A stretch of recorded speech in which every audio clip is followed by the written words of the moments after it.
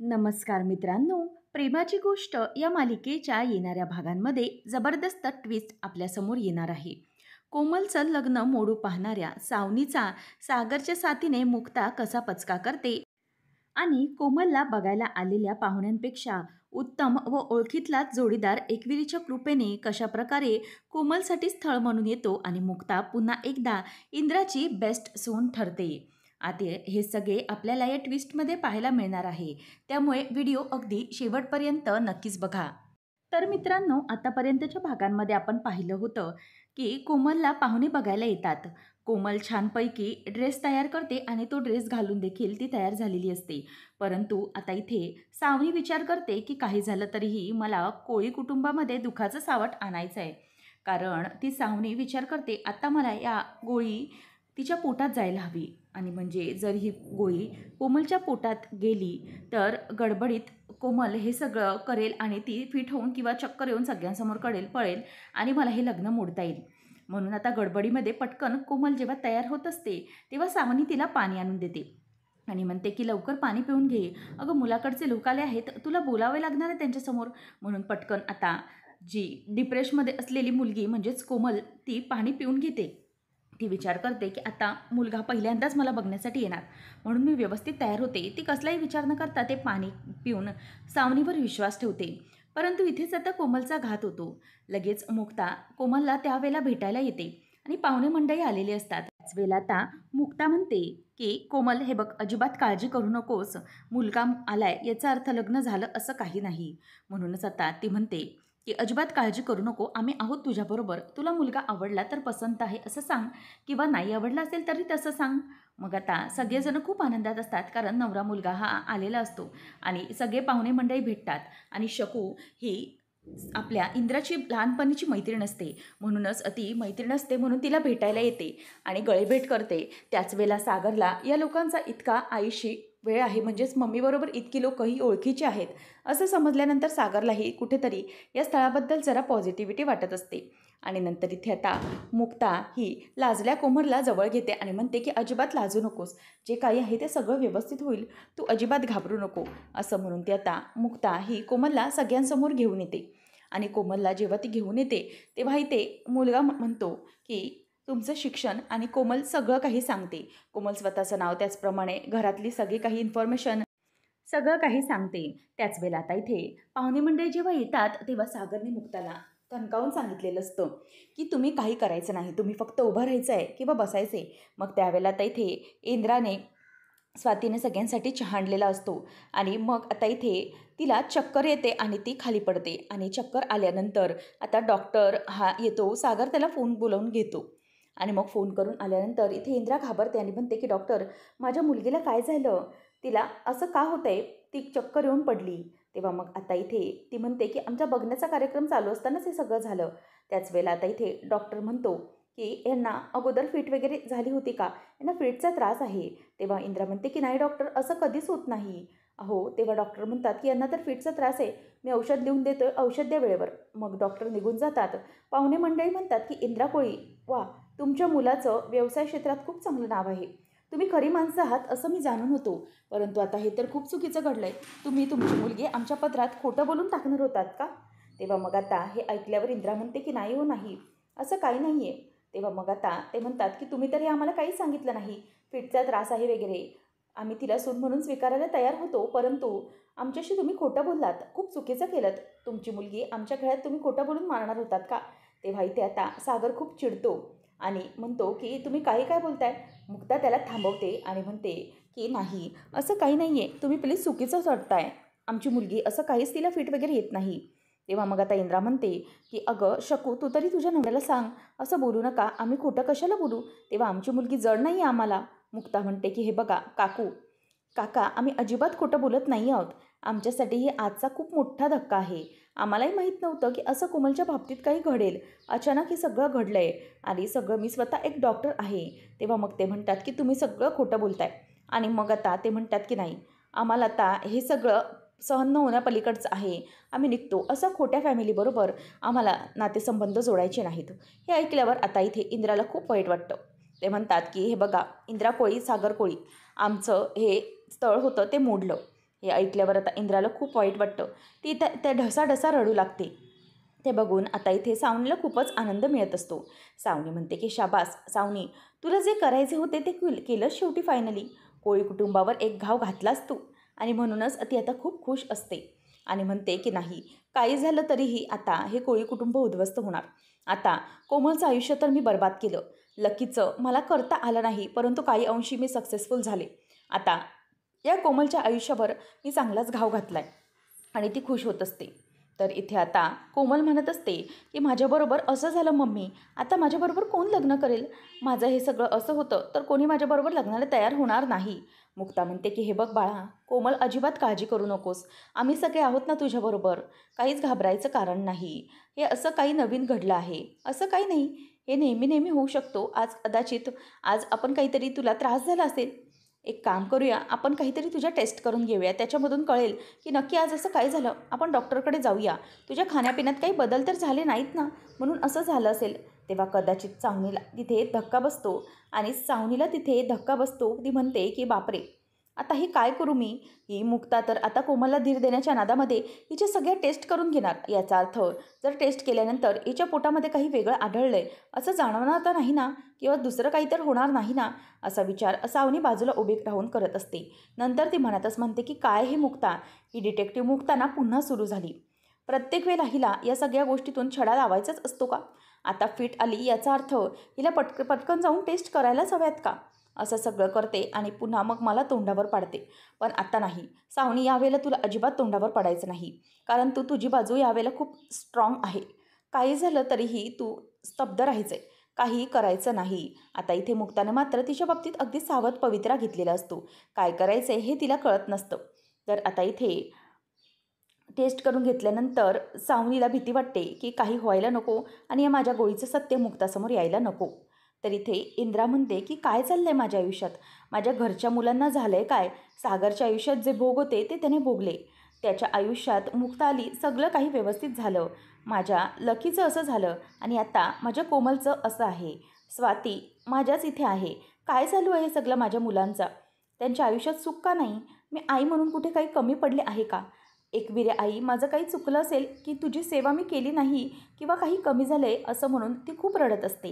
विचार करते की मी आता मला हे सहन होत नाही. माझ्या प्रत्येक मुलाचं हे सगळा त्रास मला नाही सहन होत. मी काय करू असं म्हणून आता ती खूपच त्रासामध्ये असते. तर इथे इंद्रा विचार करते की नाही, मला आता जीव द्यावासा वाटतोय. मी हल्ली खूप हरली आहे. तर आता इथे मी किती सहन करू असा विचार तिच्या डोक्यामध्ये यायला लागतो आणि आपल्या मुलांच्या बाबतीत तिला ते सगळं सहन होत नाही. तेव्हा मग आता इथे मुक्ताला आणि सागरला तिच्या या बोलण्याचा खूपच धक्का बसतो. आणि मग आता मुक्ता म्हणते की मम्मी, असं का बोलताय तुम्ही? तुम्ही नाही तर या घराचा खूप मोठा आधारस्तंभ जाईल. तुम्ही प्लीज असं बोलू नका. असं मरणाच्या गोष्टी करायच्या नाहीत तुम्ही. प्लीज असं काहीही बोलू नका. मम्मी, तुम्ही आत्तापर्यंत आमच्या सगळ्यांच्या मागे अगदी खंबीरपणे उभ्या राहिलात. तुम्हाला बघून आम्ही नेहमी धीट होतो, कारण तुम्ही पहाड्यासारखे आहात आणि पहाड्यासारख्या व्यक्ती अशा खचत नाहीत. तुम्ही सगळ्या संकटांना तोंड देता, अगदी सगळ्या. मग सगळं व्यवस्थित करता. या गोष्टीला तुम्ही अजिबात घाबरू नका. नक्कीच सगळं व्यवस्थित होईल. आता अशी खचलेली इंद्रा पाहून सागर आणि मुक्ता पूर्णपणे आतून हलून गेलेले असतात. आता घराचा आधारस्तंभच असा वागतोय म्हणून त्यांनाही खूप भीती वाटू लागते. तेव्हा मग आता मुक्ता म्हणते की घाबरू नका, कधीच घाबरू नका. नक्कीच सगळं व्यवस्थित होईल. आपल्या कोमलशी लग्न करायला कोणीतरी मुलगा हा नक्कीच मनापासून तयार होईल. म्हणूनच मनातून तुम्ही आता अजिबात घाबरू नका. आणि काय मम्मी, आता असं हरलात तर कोमलच्या लग्नासाठी तुम्हाला कसं उभं राहावं लागेल? तुम्हाला मुलगी म्हणून, मुलीची आई म्हणून सगळीकडे मिरवायचं जे आहे असं म्हटल्यावर आता इंद्रा हसते, परंतु तिला टेन्शन हे असतंच. आता इथे मुक्ताला टेन्शन येतं की मम्मी अशा बोलल्यात, मी काय करू? कशाप्रकारे आता हे सगळं प्रकरण सॉर्ट आऊट करू?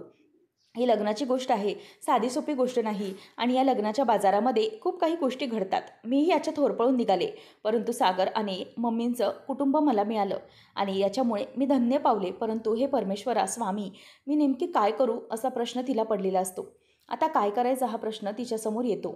म्हणूनच ती खूप टेन्शनमध्ये असते. आता मुक्ता विचार करते की नाही, मला नक्कीच काहीतरी केलं पाहिजे. आता कोमलची टेस्ट तर पहिले करून घेते मी, परंतु सगळं व्यवस्थित पुढे बघितलं पाहिजे. आता इथे कोमललाही या सगळ्याचा खूपच त्रास होत असतो. नंतर दुसऱ्या दिवशी सकाळी मुक्ता अंघोळ वगैरे करते आणि बाहेर येते. तेव्हा आता मुक्ता अंघोळ करून झाल्यानंतर इंद्रा देवाजवळ दिवा ठेवत असते. त्यावेळेला आता तुळशीजवळ मुक्ता दिवा ठेवायला जाणार, तेव्हा मुक्ता आल्यावर तिच्याकडे इंद्रा तो दिवा देते आणि म्हणते की मुक्ता पोरी, हा घे दिवा आणि देवाजवळ लाव. हा दिवा कधीच विझता कामा नये. जोपर्यंत हा दिवा आहे तोपर्यंत मला विश्वास आहे की काही झालं तरीही माझी देवी एकविरा माझ्यावर प्रसन्न आहे आणि हा दिवा तू लाव की माझ्या कोमलचं सगळं व्यवस्थित होईल, मला विश्वास आहे. आणि म्हणूनच एकविरा आईला हा तू कौल लाव तुझ्या हाताने. मुक्ता म्हणते की मम्मी काळजी करू नका, सगळं नीट होईल. आणि त्यांचं बोलणं सुरू असताना सावनीमध्येच उंबरट्यावर तेल सांडते. तेव्हा ती मुक्ता चालत चालत आता पुढे चालत असते. तेव्हा आता सागर तेवढ्यातच फ्रेश होऊन बाहेर पडतो. मुक्ताचा पाय त्या तेलावर जाऊन घसरणार, तेवढ्यातच आता सागर हा मुक्ताचा हात धरतो आणि मुक्ताला धरतो. मुक्ताचा पाय घसरणार तेवढ्यात तो धरून तिला वाचवतो. इंद्रा खूप घाबरते आणि सावनीचा पुन्हा इथे आता पचका झालेला असतो. सागरला समोर बघून मुक्ता खूपच खुश होते. तेव्हा सागर म्हणतो की मुक्ता काय करताय काय? आणि मुक्ता सागर एकमेकांच्या पुन्हा प्रेमात पडतात आणि एकमेकांच्या डोळ्यात आता बघतच राहतात. आता इंद्रा म्हणते की मी घाबरले, मला वाटलं आणखी काही आता चुकीचं घडणार तर नाही ना. तेव्हा मुक्ता म्हणते की मम्मी तुम्ही अजिबात काळजी करू नका, माझ्यासोबत जोपर्यंत सागर आहेत ना आणि आम्ही एकत्र आहोत तोपर्यंत काही चुकीचं घडू देणार नाही मी. आणि हे पाहून मुक्ताचं आणि सागरचं प्रेम पाहून इंद्राला तर खूप आनंद होतो की माझ्या लेकाच्या आयुष्यात तर आनंद आता आहेच. आणि कोमलला हे पाहून खूप बरं वाटतं. नंतर आता सगळे देवीला हात जोडतात. तेव्हा मिहीर घरी येतो आणि घरी आल्यावर सगळं अगदी शांततेचं वातावरण असतं. तो म्हणतो की काय चालू आहे, इतका सन्नाटा क्यू आहे बाई? अरे दादूस, तू मला तर काल काही सांगितलंच नाही. मी तुला फोन करत होतो परंतु तू फोन माझा उचलला नाही. काय झालंय, आपली नवरी मुलगी कुठे गेली, लग्नाचं काय झालं? तेव्हा असा प्रश्न त्याने विचारल्यावर सागर गप्प बसतो आणि सागरलाही त्या गोष्टीचा आठवून खूप राग येत असतो.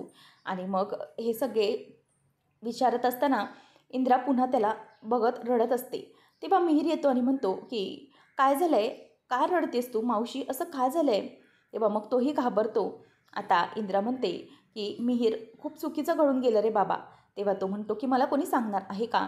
मुक्ता वहिनी काय झालं, दादूस काय झालं, सांग ना प्लीज. तेव्हा मग आता इथे ती रडते आणि मग ते म्हणतो की आपल्या कोमलचं लग्न मोडलं गेलंय, तिला फिटचा त्रास झाला म्हणून नवऱ्या मुलगाने नकार दिला. आता हे ऐकल्यावर मिहीरलाही धक्का बसतो. तो म्हणतो की हे काय नवीन, असं तर कधीच झालं नाही. तेव्हा मग आता इथे इंद्रा रडत असताना तो म्हणतो की मावशी हे बघ, रडू नको, सगळं व्यवस्थित होईल. तू मला इतक्या मोठ्या टेन्शनमधून बाहेर काढलं आणि मावशी तू इतका मोठा धीर दिलास मला लग्नाबद्दल आणि तू का खचून गेलीस? तू अजिबात असं काही करू नको. लग्नाबद्दल तर घाबरायचंच नाही. अगं नक्कीच काहीतरी होईल. आता कोमललाही या सगळ्याचं खूप दुःख होत असतं. आणि मग मिहीर हा ती आतमध्ये रूममध्ये निघून गेल्यानंतर तिच्याशी बोलायला जातो. आणि मग आता मिहीर हा म्हणतो की कोमल, अगं काय झालं, असं का रडतेस तू? अगं तू तर खूप स्मार्ट मुलगी आहेस, अजिबात घाबरू नको, सगळं काही व्यवस्थित होईल. आणि देवी कृपेने एकविरेवर तुझा पूर्ण विश्वास आहे ना, ती सगळं काही व्यवस्थित करेल, घाबरू नकोस. आता कोमल ही म्हणते की नाही, हे असं कसं झालं माझ्यासोबत, असं घडायला नको हवं होतं. तेव्हा मग मिहीर तिचं टेन्शन खूप कमी करतो.